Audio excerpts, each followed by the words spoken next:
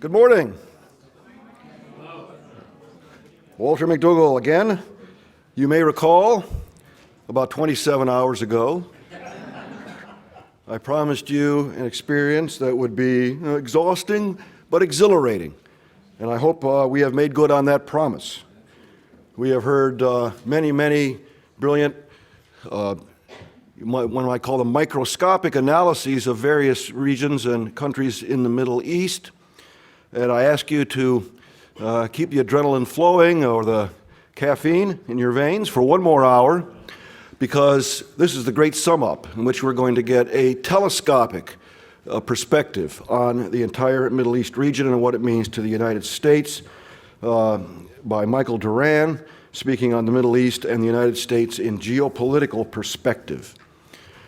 I first heard Doran speak this spring. He was kind enough to give us a talk at FPRI at the time when there was still a great deal of euphoria about the Arab Spring. And various pundits were making facile, half-educated analogies to the revolutions of 1848 in Europe, or the revolutions that brought down the Soviet bloc in 1989.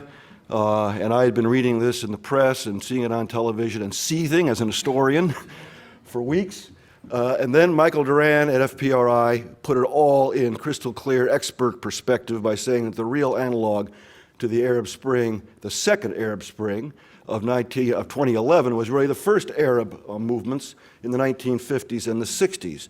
And he gave a brilliant talk contrasting and comparing these two Arab transnational movements.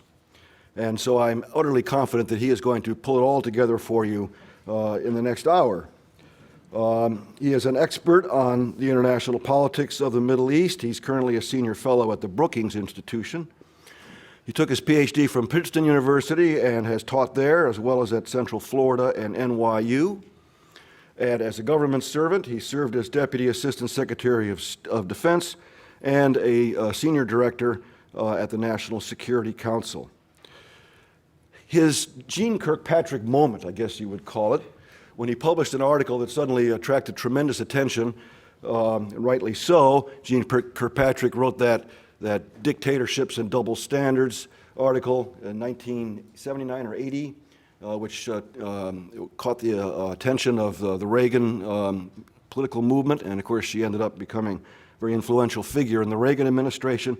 Well, Duran's moment came in 2002 when he published an article in Foreign Affairs called Somebody Else's Civil War, explaining that the al-Qaeda attacks of 9/11 were really the expression of an internal conflict within the Islamic world itself, a thesis that has now become conventional wisdom.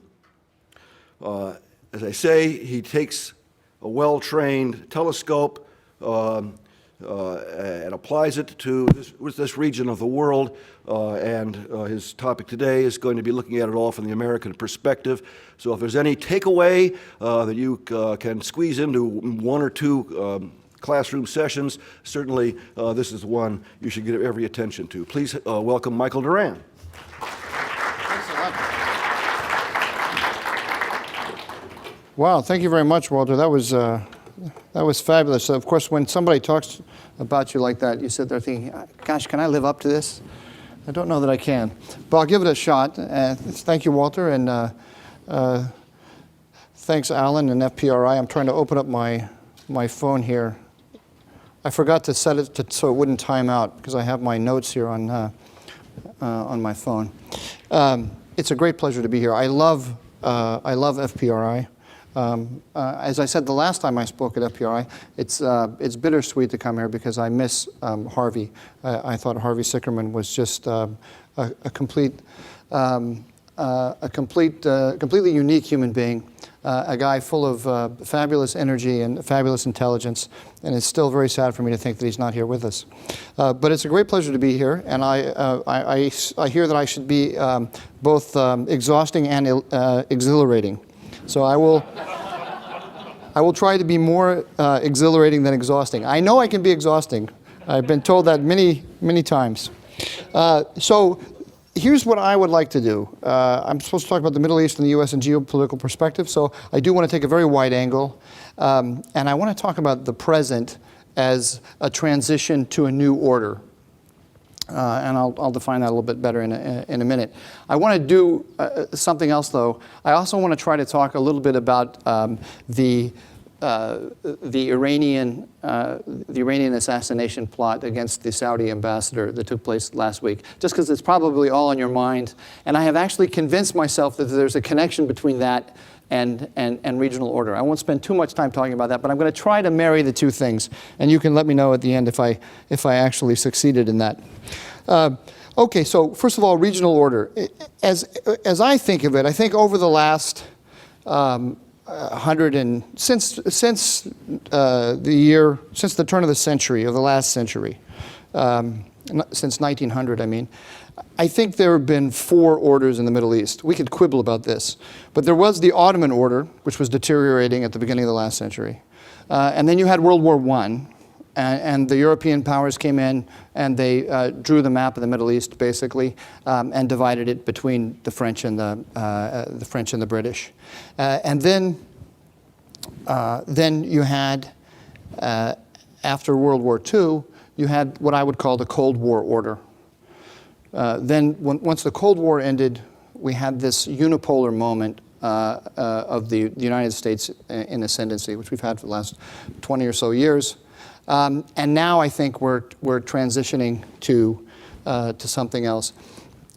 You can quibble about whether I play this game with myself a lot and ask: was the end of the Cold War, did it lead to an actual new order in the Middle East, or have we just been kind of running on fumes with the Cold War order, and it's really from 9/11 or since the Iraq War that we've really started to transition to a new order? This is kind of an academic question, and we don't need to spend too much time on it, but I'll discuss it a little bit. Let me just run back then and talk about. I don't want to spend any time talking about the European order, but I want to talk about first, for a point of comparison for us to think about the transition that we're going through now. I want to talk about the transition from the European order to the Cold War order, and the United States' role in that. I think that forms a very nice. It gives us some very concrete events and some concrete thoughts to put in our mind as we think about the present. Now, when a president is thinking about the Middle East, he's got to think about, first and foremost, fundamental U.S. interests.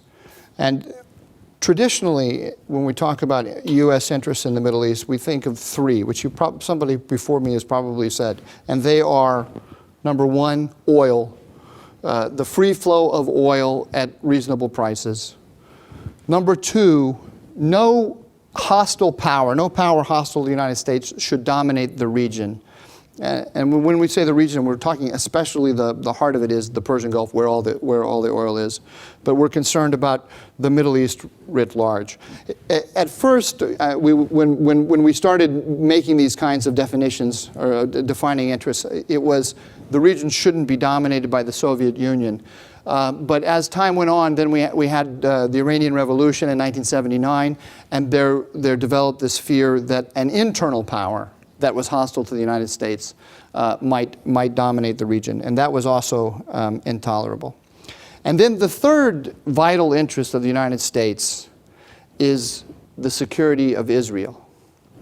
Now, let me read to you what Max Weber, the father of modern sociology, says about ideas in foreign policy, or ideas in policy. And he says, it is not ideas, but material and ideal interests that directly govern men's conduct. Very frequently, however, world images, in his terminology, have been created. These are ideas that behave like switchmen on a railroad, and they determine the tracks along which action has been pushed by the dynamic of interest. So let me put it in my own words. Weber is saying that ideas don't matter that much in foreign policy, that what really matters are the interests. However, there are a certain set of ideas about the interests that act like a roadmap, and they tell a president, Weber was obviously not talking about a president, but we will talk about a president, they tell the president which road to go down in order to achieve his interests. And those are the ideas that we need to focus on. So I think when thinking about the United States and regional order, we have to hone in on those particular ideas that allow a president to see a roadmap. And these are very different ideas than you get from the experts on the Middle East. Experts on the Middle East are focused on specific issues. And they're the people who generate most of the paper that the historians look at. Not all of the paper, but most of it. So the expert on the Israeli-Palestinian conflict is going to give you is going to go through all of the minutia of everything that's going on with Israeli settlements and everything that's going on inside Hamas and the relations between the Egyptians and the Palestinians and what's going on inside the Palestinian Authority. And his or her head is going to be full of all of this detail, and he or her is going to make proposals to the president about what to do. And the president will read that and might be actually quite well versed in the detail. But that is not the level on which the president makes the decisions about issues, even very important issues like the Arab-Israeli conflict. Because the president has got a whole set of other concerns that he's got to worry about. He's got relations with Europe. He's got relations with Russia. They all impinge on this. He's got other things going on in the Middle East. So the ideas that really matter are how he understands the intersection of all of this detail on, say, the Israeli-Palestinian conflict and all of the other big issues. And what you find with the guys at the top, this is something that I learned in government. I needed to actually get out of academia and go to government to see it. The guys at the top have very simple ideas. And they're not, but I would make a distinction. They're not simplistic. They're simple. They have to be simple because they have so much data coming at them that they have so much data coming at them from so many different directions. They have to have just have a general orientation, and they say, "I want to go this direction. I want to go that direction." Because if we think about it in terms of President Obama decided that that he could get more from the Russians with honey than with vinegar.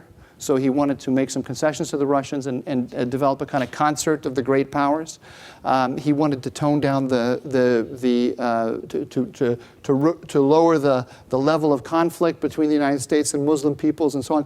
Big 30,000-foot concepts. And they all kind of melded together, and he said, "I want to go in this direction."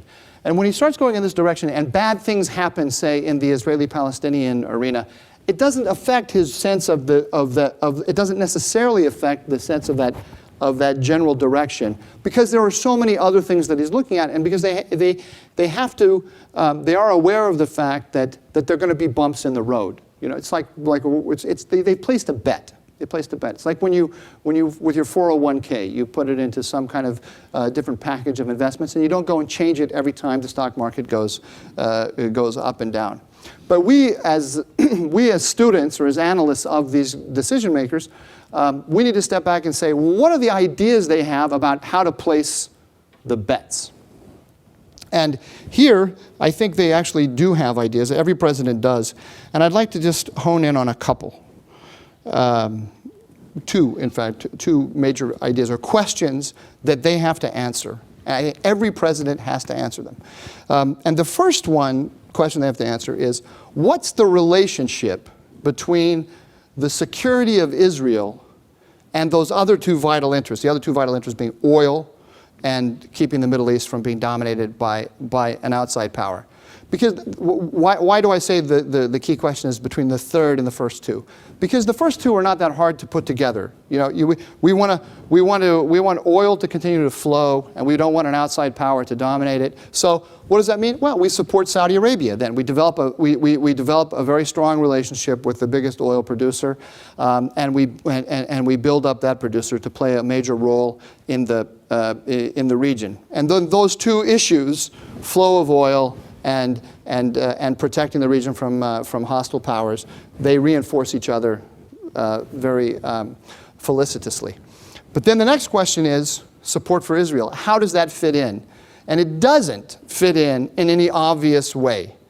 And so a president, one of the first things that a president has to do, and I would say it probably is the first idea that the president has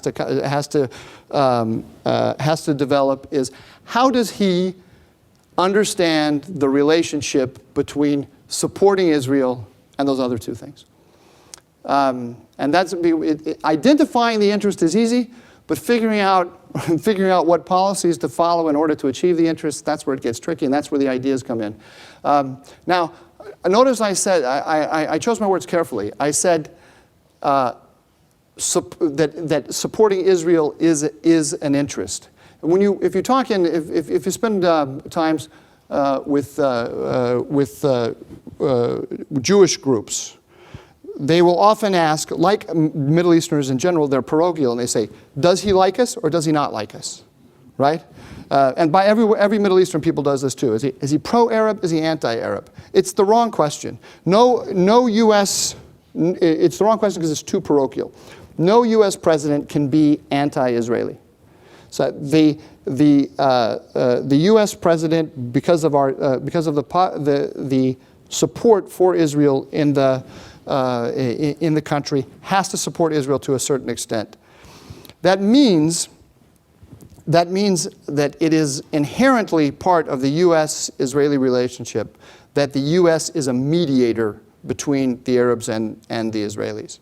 Every president is a mediator. So the question is what kind of mediator? So the spectrum in terms of support from Israel goes from a president who sees himself as primarily a mediator, and on the other end of the spectrum is primarily an ally of Israel.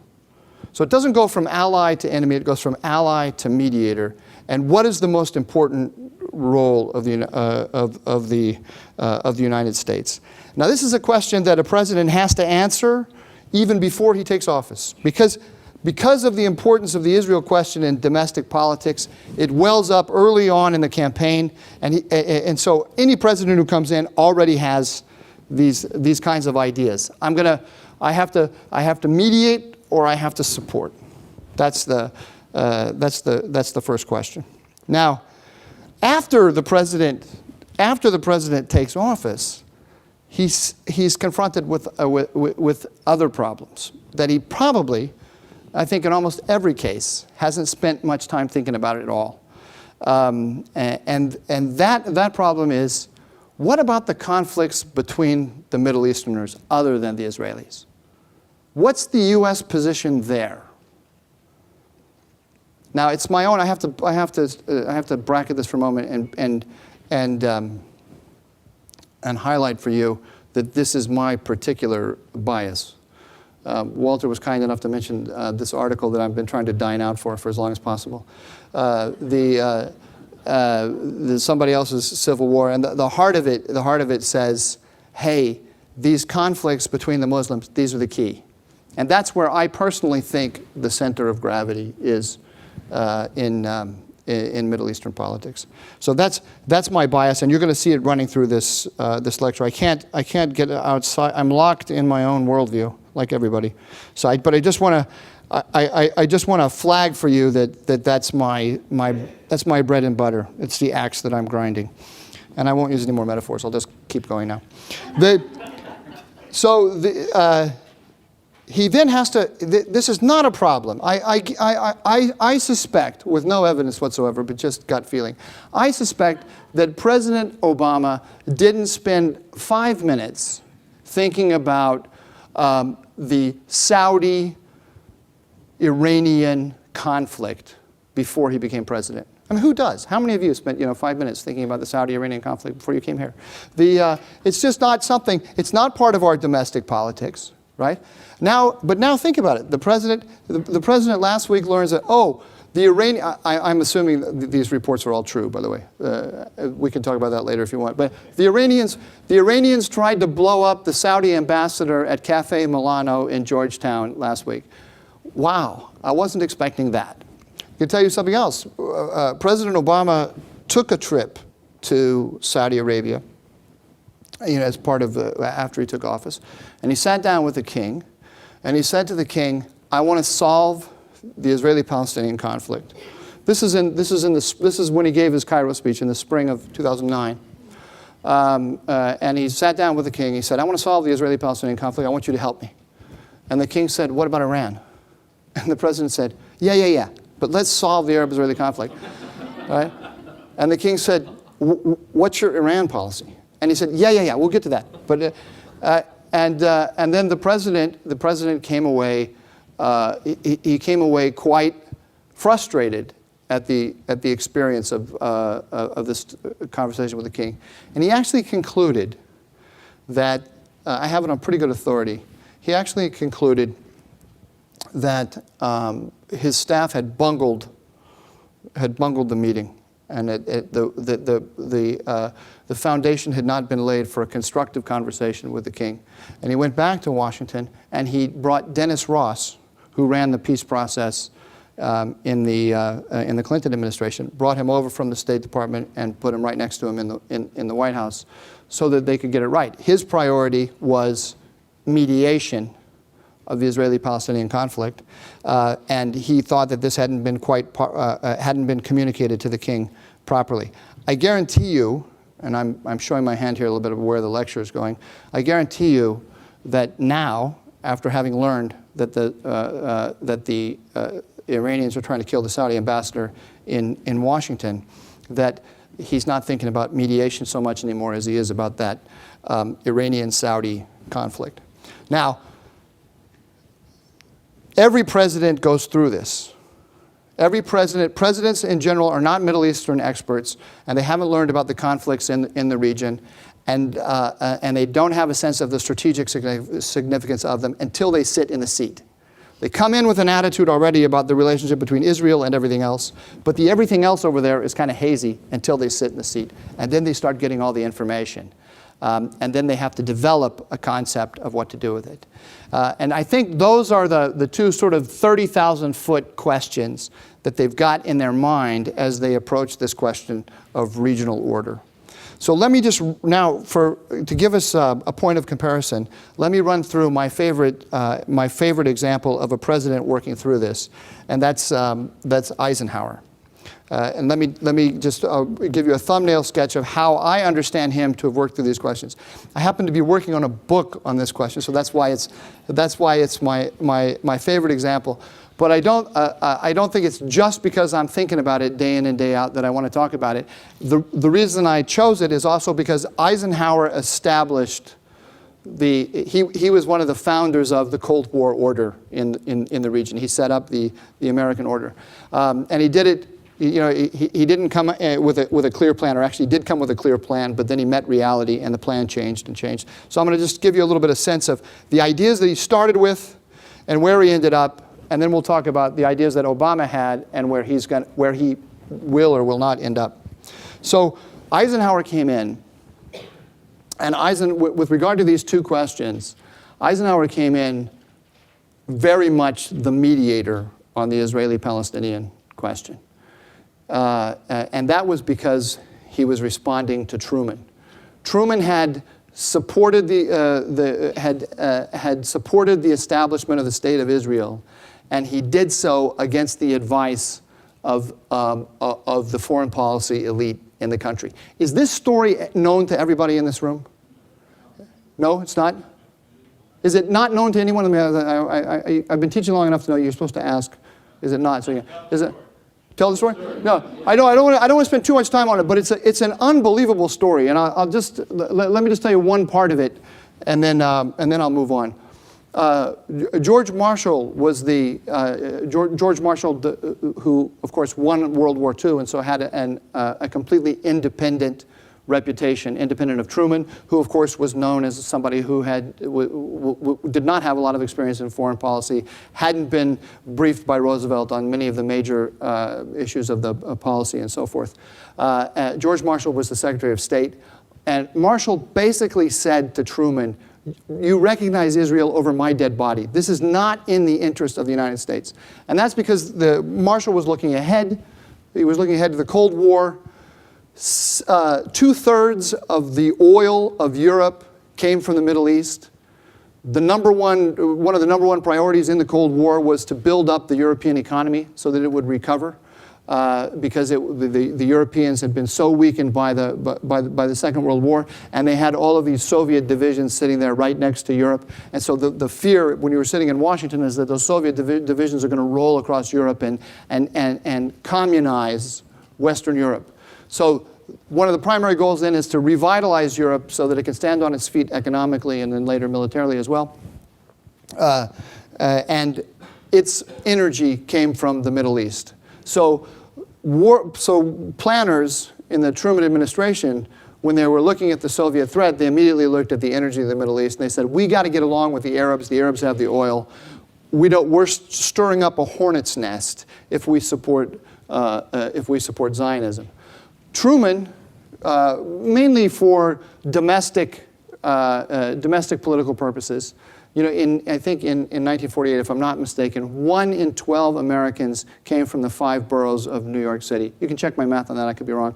But anyway, the old World War II movies you've seen, where you've always got the guy from Brooklyn in the unit, right? That's the way it really was, right? That's one way in which Hollywood got it right. There's always the guy from Brooklyn. So when you're a Democratic president, then that guy also votes, and the importance of the Jewish vote in New York weighed heavily on him. Now, Marshall went to a meeting. You can find this in the Foreign Relations of the United States, which you might want to put before your students. It's quite amusing. Marshall went to a key meeting in the White House about recognition of Israel, and there was Clifford, who was the president's domestic advisor. And he walks in. You got to understand, Marshall has this independent reputation. He doesn't need Truman to be Marshall. And he walks in and he says to the president, "What's he doing here?" Clifford. He shouldn't be in this room. It's the president's meeting. The president can put, if he wants Mickey Mouse in there, he can put Mickey Mouse in there. Right? But Marshall says, no, he shouldn't be here. And then Marshall tells him that he basically says, the word he uses is a transparent dodge. You are playing politics with the fundamental national security interests of the United States by supporting Israel, and I reject this completely. He then went back to the State Department, and he dictated the memorandum of conversation himself, which is something that usually the Secretary of State doesn't bother to do. They've got flunkies to do that. But he wanted to make sure that historians, when they go back and read the record, will know exactly where he stood on this question. And that's just one little vignette. George Kennan, you all know who George Kennan is, of course. Kennan also thought that this was outrageous. And Kennan, from Policy Planning in State, is writing memo after memo rejecting the president's policy. Now, theoretically, the State Department is the staff of the president, and there it was producing memos saying the president's policy is outrageously wrong. Anybody who's dealt with the State Department knows that this is absolutely a standard operating procedure for the State Department, especially with a Republican president. But still, it's amazing to see it. So two of the people of great stature at the time thought this was ridiculous, and they represented, I think, the consensus of the foreign policy elite. But Truman did it. So Eisenhower came in, and Dulles, and they thought their job was to bring balance to the policy and bring it back toward the Arabs to the extent possible. But Eisenhower had no illusions. There was no possibility of dismantling Israel. What's done was done. But they could move to the side of the Arabs as far as possible. And they assumed, and this is the key fact here, they assumed that by doing so, they would win the goodwill of the Arabs and this would have strategic benefit for them in the Cold War. Now, when they thought about this, it wasn't just the Israel question that made them think they needed to win the goodwill of the Arabs. It was also the question of imperialism. The new Cold War order did not yet exist. We still had British imperialism in the region and French imperialism in North Africa. So the president faced a very thorny question, and that was, what was the relationship between U.S. power and British power in the Middle East? And the president's feeling was, and Dulles' feeling was, that the hostility of the Middle Eastern peoples to British imperialism was a drag, was a liability, a strategic liability for the United States. The United States was closely allied with Britain in NATO. Britain was our closest ally globally.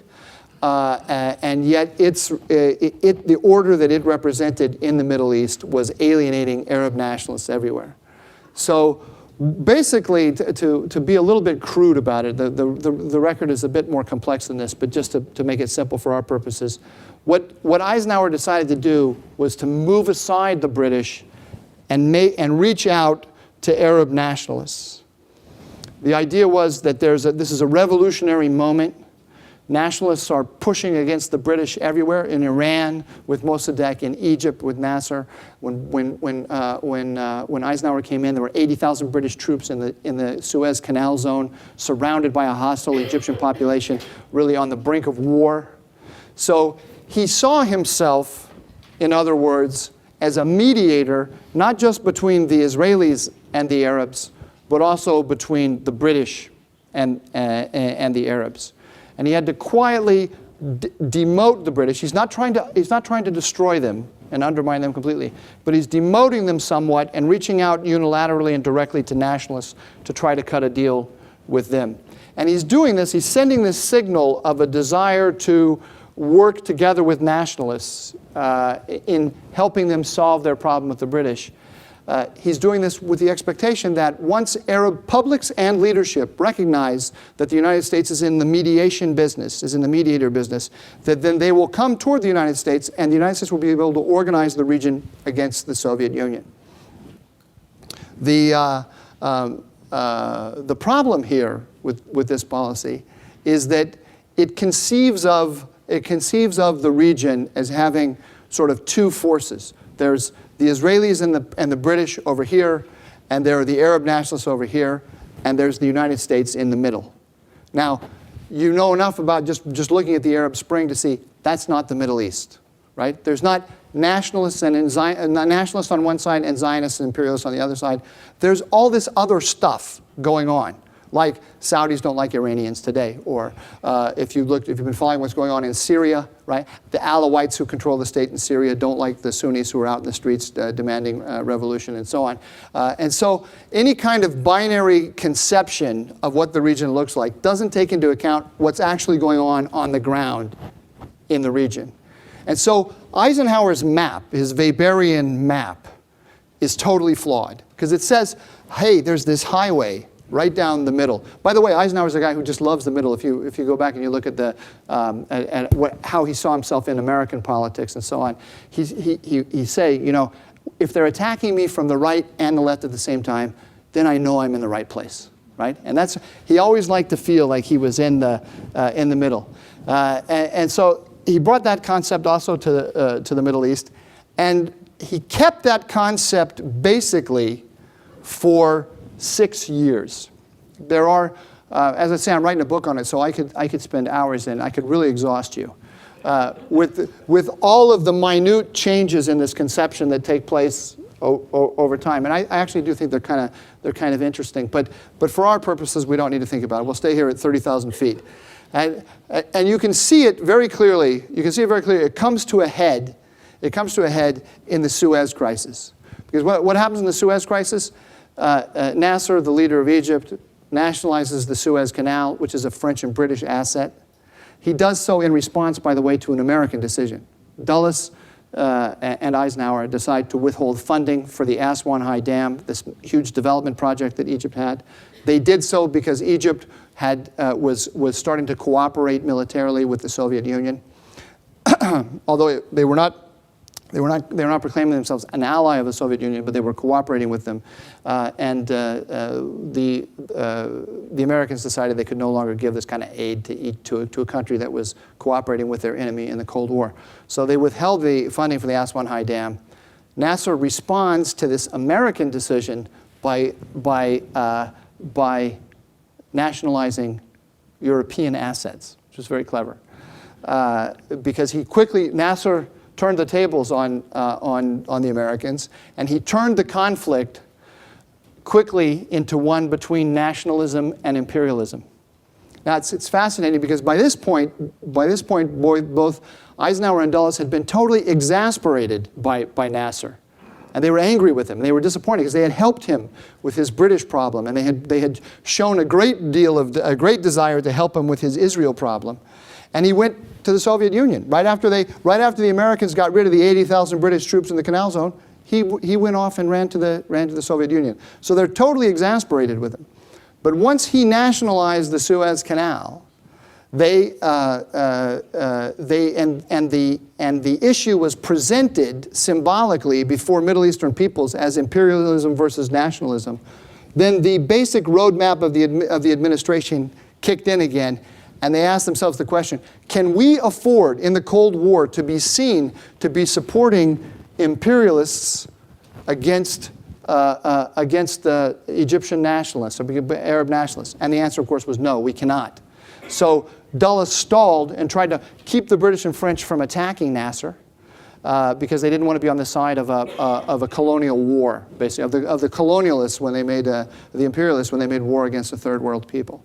But at a certain point, the British and the French became exasperated with the Americans, and they turned to the Israelis. The French went to the Israelis. The French are very wily people.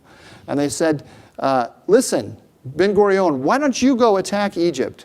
And then we will come in as if to separate the combatants and protect shipping through the Suez Canal. And while we're protecting shipping from the Suez Canal, we'll knock out Nasser. So the French, the British, and the Israelis colluded together in a war, or two separate wars, however you want to think about it, against two simultaneous wars against Nasser. And Eisenhower came in and emphatically stopped everybody in their tracks.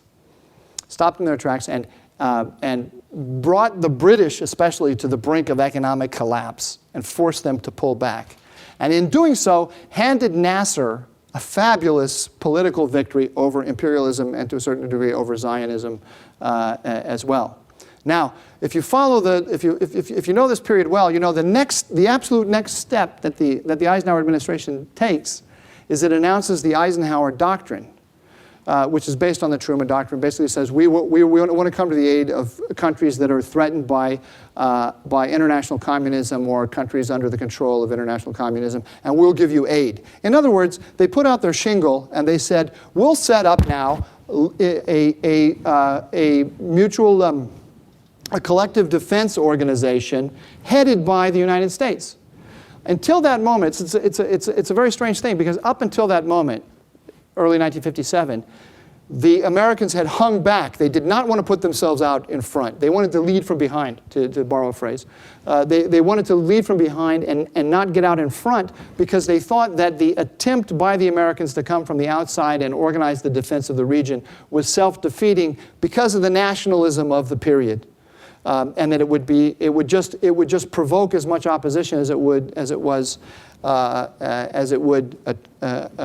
support. But they convinced themselves that by taking a firm stand against the imperialists in the Suez crisis, that they had won goodwill. This is what their roadmap told them. They had won the goodwill of the Arabs, and they could now afford. They had built up this reserve of political capital they could now draw on, and they could put themselves out in front. Well, lo and behold, it didn't work. There were no, basically, again, the picture is a little bit more complex, but basically there were no takers for the Eisenhower Doctrine. It was a failed policy. And the administration came to that conclusion in 1958 with the Iraqi Revolution. Iraq at that time was the country that was most closely tied to the West. It was the enemy in Arab politics of Nasser. And the Suez Crisis pulled the carpet out from under the regime in Iraq. It was then on the side of the imperialists. It was closely aligned with Britain. It was on the side of the imperialists against Nasser, who had just been wildly successful against imperialism. The Suez Crisis showed that imperialism was a spent force. So all of those regimes in the region that were established after World War I by the imperialists were also seen to be running on fumes. And that's what happened to the Iraqis and a number of others. And suddenly the United States found itself with no friends in the region. Nobody wanted to cozy, none of the regimes wanted to cozy up to the United States, despite what it had done in the Suez Crisis. And then something fascinating happens. Eisenhower, it's at that moment, he's already had a primer. He's not going from 0 to 60. But it's at that moment he realizes that the internal conflicts, the conflicts between the Arabs and between the Muslims, are the strategically most significant ones for the United States. There's a fascinating moment in the National Security Council where they're debating the question, should we recognize Nasser? We don't like Nasser. He's a thorn in our side, but we're about to be kicked out of the entire region. So do we recognize Nasser as the representative of all Arabs, of Arab nationalism, and sort of, should we anoint him as the Arab king, in other words, and then work through him? Because he's bad, but he's still not the Soviet Union. He is a third force, and we recognize that. So should we work with him and try to build him up and maybe pull him away from the Soviet Union somewhat, or should we work to isolate him? And the State Department and the CIA come forward and they say to Eisenhower, we got to work with him. It's our only choice. He's the wave of the future, and this is where we need to make our alliance. If we don't, he'll throw us out of the region. Now, don't forget that he has just recently amalgamated with Syria. There's the United Arab Republic. Egypt and Syria became one country. So it looked like all the countries were going to become one under Nasser.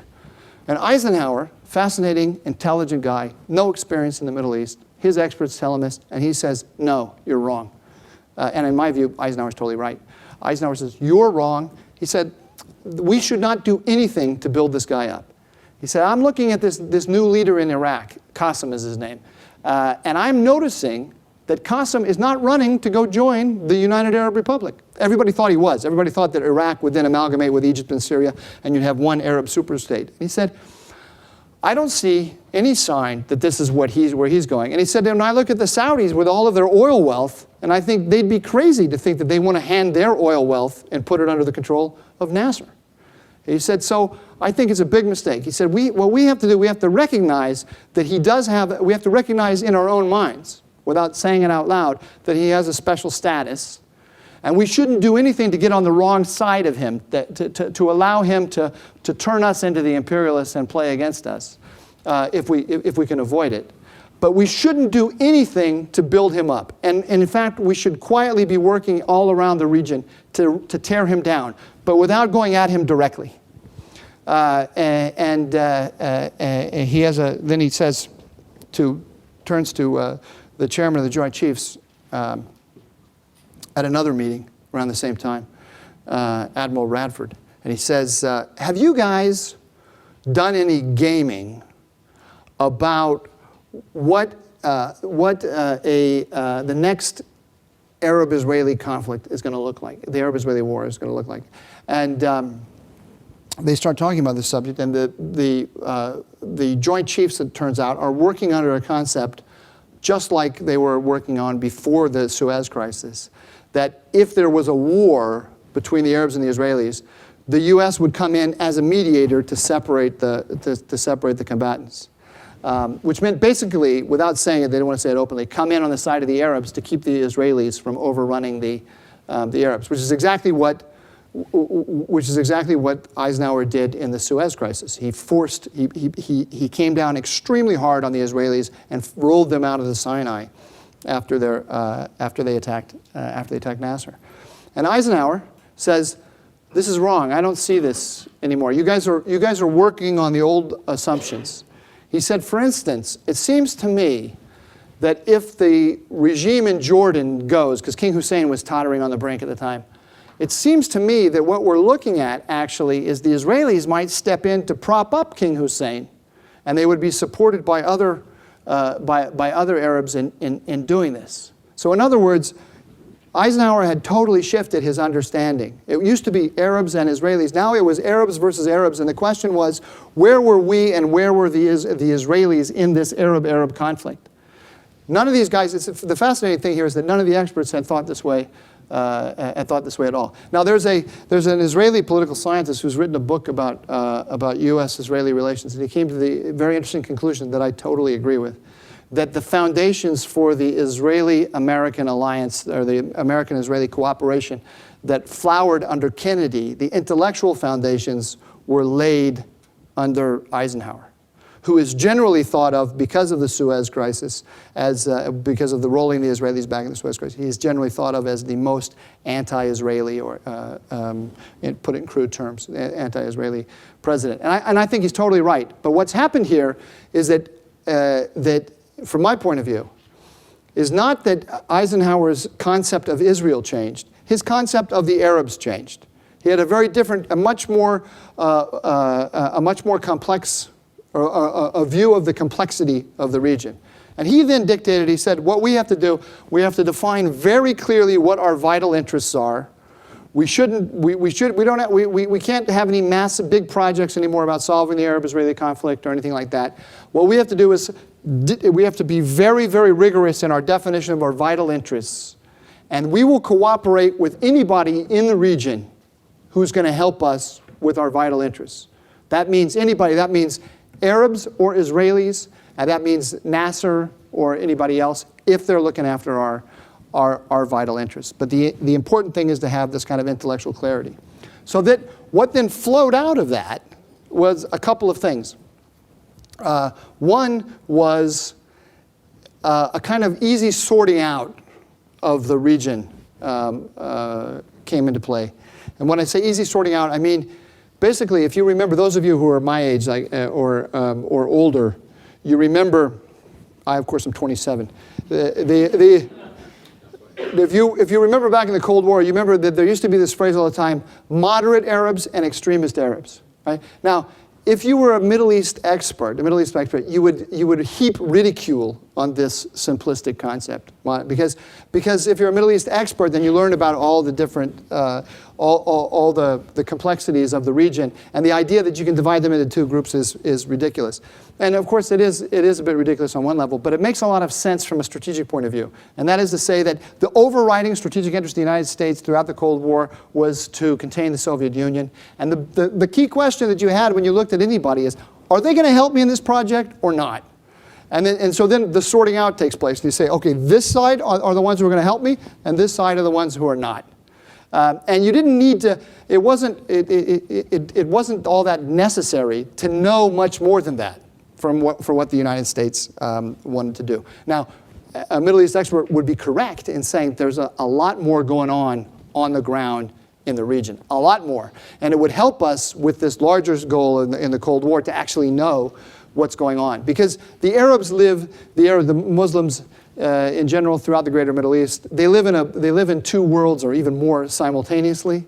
They live in the world of American political discourse and global political discourse and their own local discourse.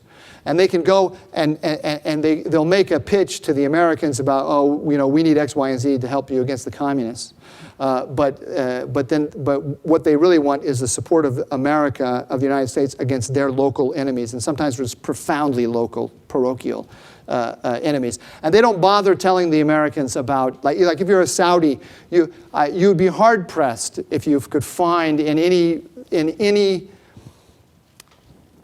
conversation between a Saudi diplomat and an American diplomat throughout the Cold War, any discussion by Saudis of Shiites.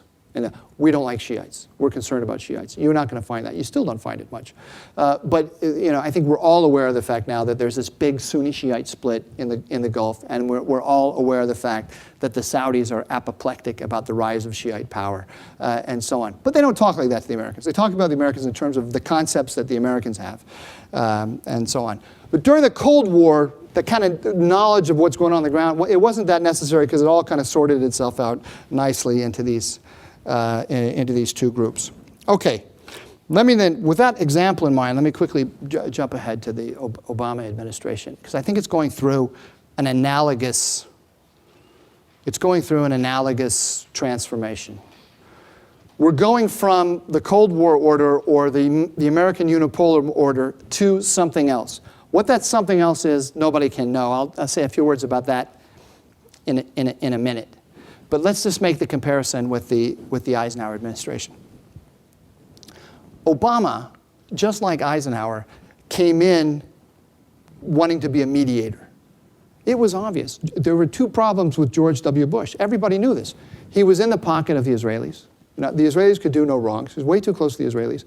And second, he'd been bounding around like a cowboy, fighting all of these needless wars in the Middle East, including the most needless of all in Iraq. So he was too Zionist, to put it crudely, and he was too imperialistic, to use a word. So what's my goal? Just like with Eisenhower, Obama's goal was to return some balance to Middle East, to the Middle East policy of the United States. Get a peace process going. And you'll remember when he came in, not just Israeli-Palestinian peace, but he talked in terms of a comprehensive peace, Arab-Israeli peace, which meant, very importantly, Syria. The Palestinian-Israeli track and the Syrian-Israeli track. Then he wanted to pull back from Iraq, and he also wanted to reach out to Iran and, as I've suggested, to Syria as well. So the notion was that, that under Bush there had been this black and white view. You were either with us or against us. And there were lots of players out there, including the Iranians, including the Syrians, including the Russians, and so on, who'd been alienated by this approach, by this aggressive militaristic approach. And if we would define our interests a little bit more narrowly, define our conflicts much more narrowly, define the strategic enemy much, much more narrowly, then we can find common ground with some of these states that are not attractive. I mean, they're ugly actors and they have conflicts with us, but their conflict is not total. So if we define the strategic threat as al-Qaeda and not terrorism, and then we go looking around for people to help us with al-Qaeda, well, we're going to find that Iran and Syria have an interest in, their own interest in, supposedly, in tamping down al-Qaeda. Iran and Syria as neighbors of Iraq, they don't want Iraq in civil war, again, supposedly. And so we can come to a common agreement with them about how to stabilize Iraq and so forth. So very much with this idea of the United States again as mediator and showing balance. President Obama went to Istanbul, and he went to Turkey, and then he went to Cairo, and he gave speeches of outreach to the Muslim world, showing this conciliation and so forth. And then there's what happened afterwards. First of all, he found that that it was much harder than he expected to make progress on the Arab-Israeli front, and also, as I alluded to before, not just because of the intransigence of the Israelis, but the Arabs were not as keen. When he went and sat with the Saudi Saudi king was not all that keen to get involved in Arab-Israeli issues. And in addition, he found all of this conflict between the Muslims, as I said, as he's seeing now with the assassination attempt on the Saudi ambassador. And as a result, slowly but surely, his policy is looking more and more like George W. Bush's. Not in the sense, I mean, if we had President Obama here and we could put him under truth serum and we could say, is your policy similar to George W. Bush's? Even in truth serum, he would say no. And I think he would say that with complete sincerity. It's not the same. Because his cosmology is very different from Bush's. But in terms of what he's actually doing, there's a lot of similarity on many issues, on Guantanamo, on drones. Even in drones, he's even increased it. With the hostility, with the growing hostility toward Iran, and so on and so forth. Okay, so where do we go from here now? Because the basic sort of Eisenhower type conception is just like in the case of Eisenhower, it's disintegrating. or it has disintegrated. And so there needs to be, the Obama administration must, and it's probably in the process right now, of developing an alternative conception of the region. And where they're going to end up is going to be very similar to where Eisenhower ended up, is that the president, I predict, the president is going to sit down with his advisors and he's going to say, we have to be very clear about what our key interests are, and we're going to work with those actors that look after our key interests, and we're going to punish those that don't look after our key interests. And what he's going to find out, what he's found out in the last week, is that the locus of difficulties for the United States in terms of relations between states is Iran. Now, there's one big difference, two big differences between the Eisenhower era and the Obama era, which are going to make all the difference for what happens in the long term. The Arab Spring is not the big difference, as Walter suggested. The 1950s were also a period of revolutionary change in the Middle East, and it was in the 50s, as today, it was a wild card, right? If you think of the politics in the region as the American alliance system, which is the U.S., Egypt, Saudi Arabia, United Arab Republic, Jordan, and so on. That's where we were, say, on the eve of the Arab Spring. And then against that was the Iranian alliance system, which was Iran, Syria, Hezbollah, Hamas. The Arab Spring has disrupted both of these systems. On the American side, I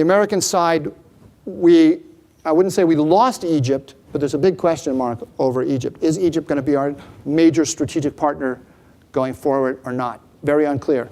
On the Iranian side, they've all but lost Syria. Syria is tottering on the brink. Eisenhower had to deal with this kind of thing, as well.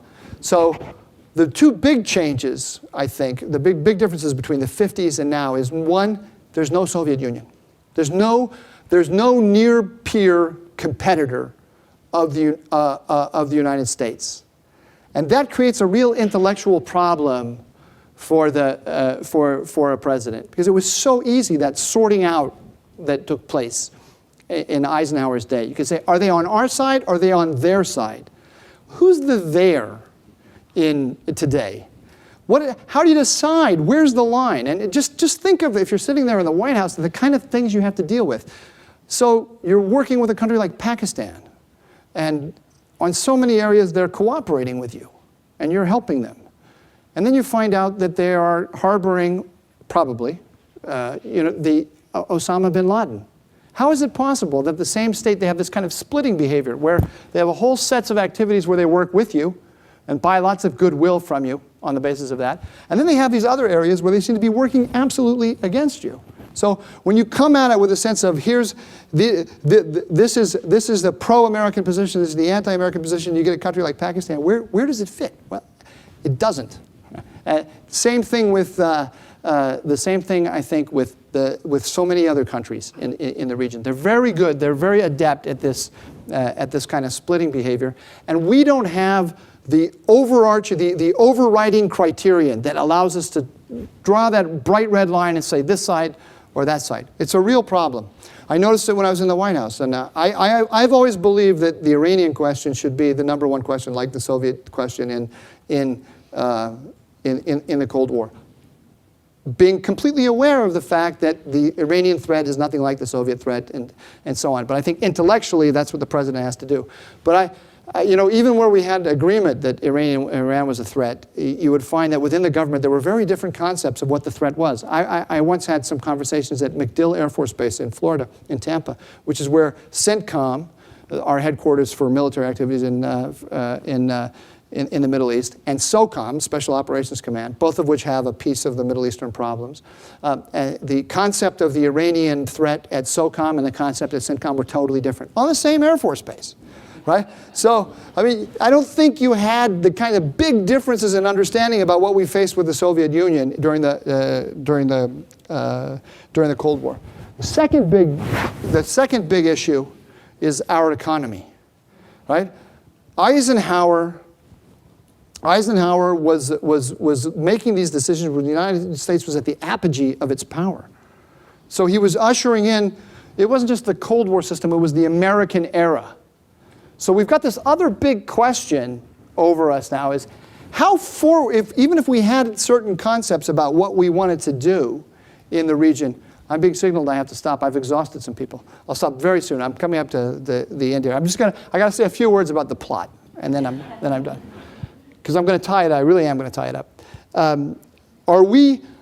Do we have the resources and the wherewithal to build a new order in the Middle East? I mean, even if a president has a clear conception of what he wants to do and what the new order should look like, do we have the wherewithal? And that's the question that's on everybody's mind in the Middle East. Where is America? Is America, can we rely on or not? And that, I can see, the past is a guide to a certain extent. I think that there's a lot that Eisenhower can tell us about the direction in which President Obama and his successors are going to go in terms of making sense of the region. But at the same time, the absence of an overriding strategic threat and the question of our own resources and wherewithal is going to make it a lot messier than it was in the past. Now, I'm just going to quickly, within the 3 minutes that I'm stealing from the question and answer, I just want to say a couple words about the plot, because I think it's kind of apropos of what I've been talking about. What's going on here? There's a lot out there, a lot of commentary by former intel officers and Middle East experts that the Iranian Revolutionary Guard Quds Force did not do this. I don't know if you've seen any of this commentary. I think it's a lot of hooey, this commentary. They did this. I won't go into great detail about why I think that. I don't have any special information at all, but they did this. And they did it because you have to understand their mindset right now, which is a very combustible mix. It's of two paradoxical attitudes. On the one hand, they are deeply insecure.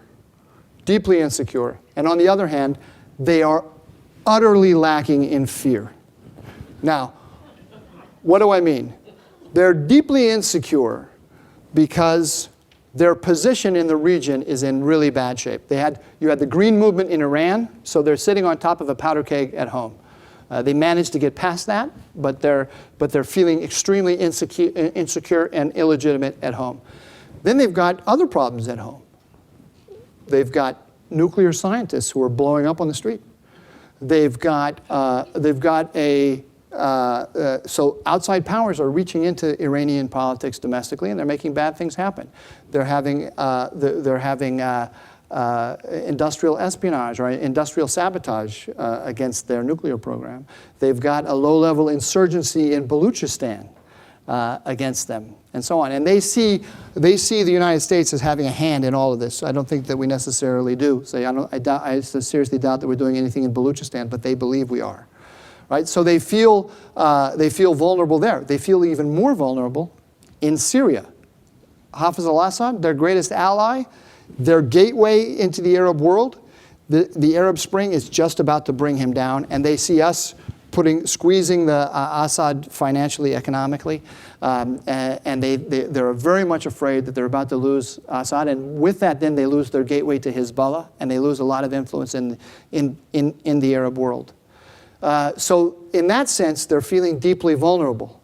On the other hand, they're totally lacking in fear of the United States responding militarily to them, because they see that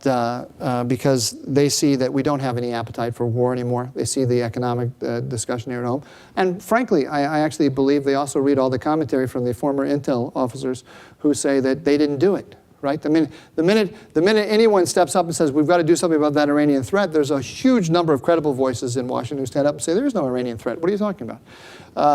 So they can read that debate, and they have been carrying out a clandestine war against the United States in the Middle East for some time, and they've never seen a great appetite for conflict. And they believe also they've developed a lot of tools for deterring and dissuading the United States. They can cause us pain in Afghanistan. They can cause us pain in Iraq. They can cause Israel pain through Hezbollah and through Hamas, less and less, but also through Hamas. And also they can cause the Saudis pain. Now, recently, in the last few months, the Saudis have turned against them quite hard.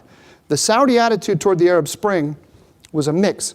They were, with regard to Syria, they liked to see the pain that Bashar al-Assad was in because they don't like the Iranians. They don't like his alliance with the Iranians.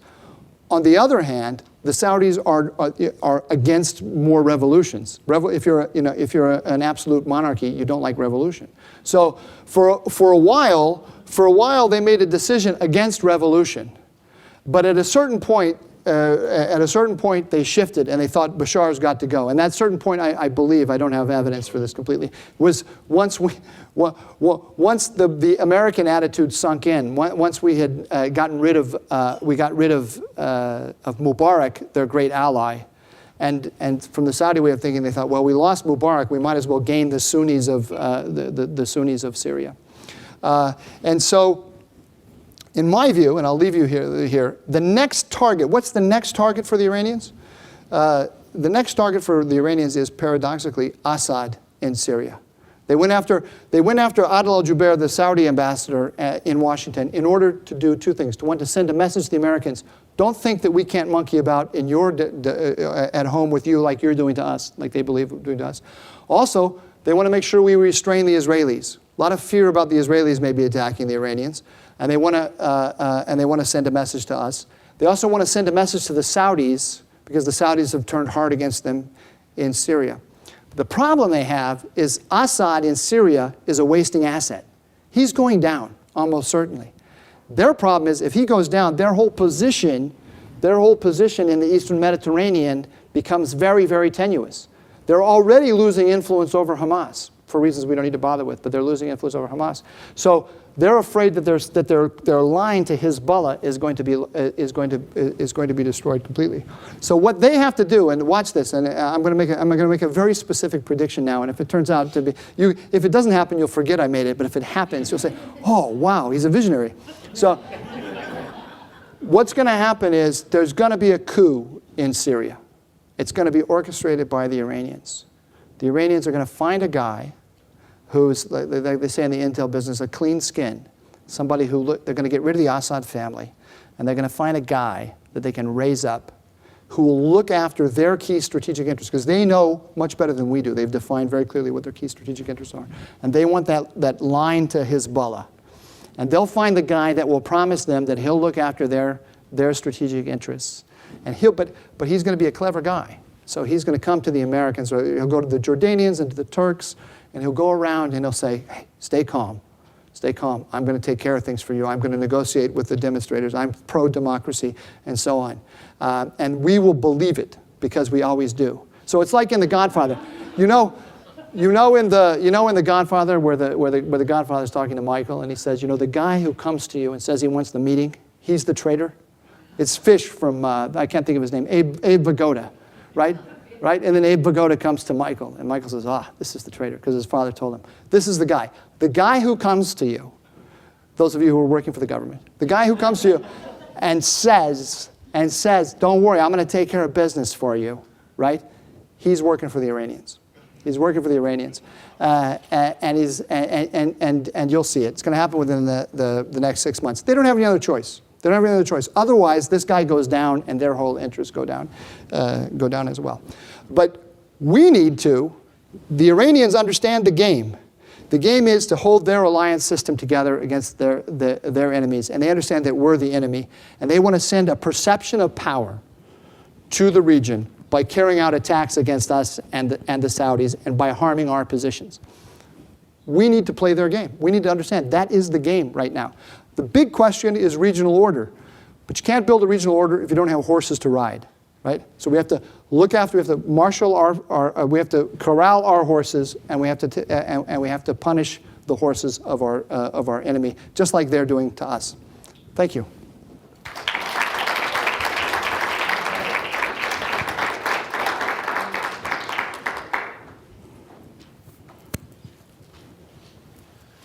Dave Barrett from Memphis, Tennessee. With your kind of question about how we can, or how you can divide between us and them anymore on you know, with that point on whose side to take.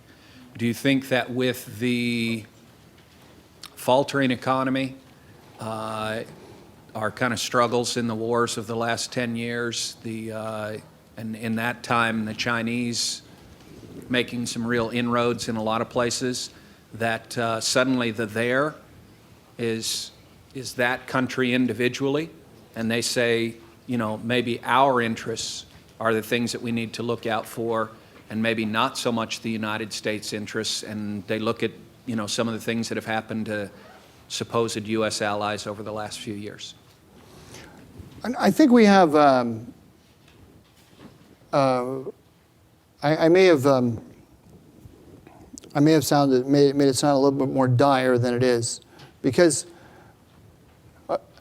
a professor of mine when I was an undergraduate said something that stuck with me. He said, a mistake by a small power is a national tragedy or a national disaster. A mistake by a great power is a footnote in history. So there's lots of mistakes that we can make that cost people in other parts of the world, you know, enormous pain, but they don't really cause us. We have been blessed by geography and by our economy and so forth with a certain amount of insulation from all these things. And I think we benefit from the fact that there is no near-peer competitor in the Middle East. There's nothing. I don't see, I could be wrong, but I don't see the Chinese moving into the Middle East to be our competitor there.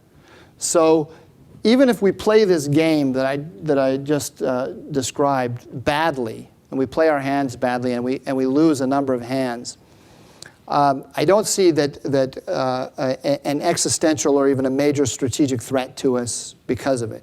So that's a kind of sort of a silver lining, if you can call it that, to this problem. I don't see any of the countries in the region being able to do without us. We still are indispensable. We're not as economically indispensable as we used to be. I think our power and our influence has contracted considerably, but we still have this military capability that nobody else has, and they need that as a kind of insurance against their enemies, because there are so many conflicts between people on the ground. They need the great power from the outside who can be there to guarantee their security. Now, a lot of them have questions about whether we really will guarantee their security. But they're not going to turn, if they're inclined to turn our way at all, they're not going to turn their backs on us. They're still going to want us to have us in their corner, even if they think we're an unreliable ally. They're still going to want to have a line to us. So I think I don't think our position there I don't think we'll get thrown out of the region.